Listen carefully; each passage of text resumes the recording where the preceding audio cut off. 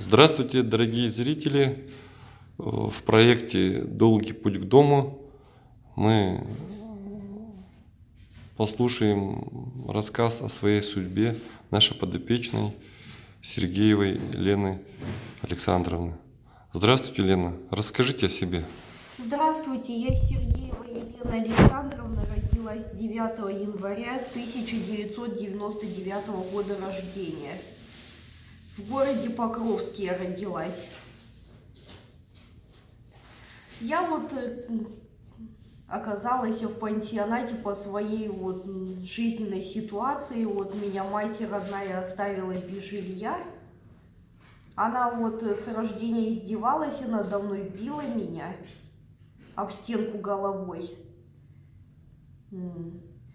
Я закончила 9 классов, доучилась до 15 лет в Махсоголовской школе, а потом в Мархинскую школу перешла во вторую. И я там жила с отцом до 18-летия.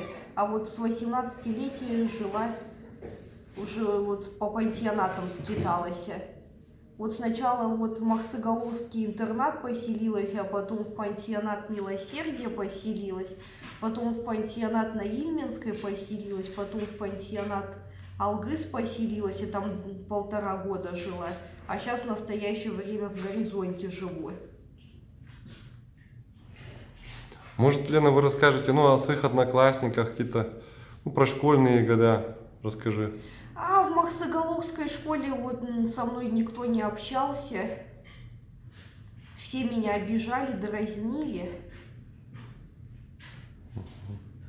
Почему?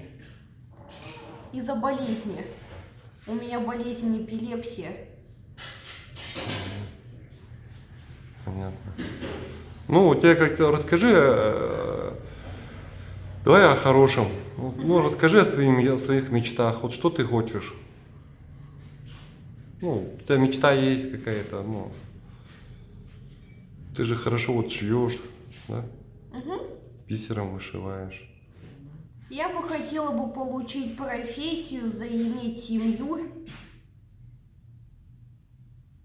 самую хорошую.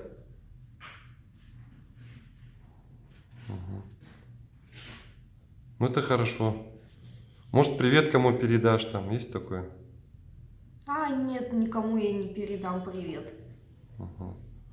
А с Надеждой вы хорошо, дружно живете, да? Да. А про девчонок расскажи там, что тут, как.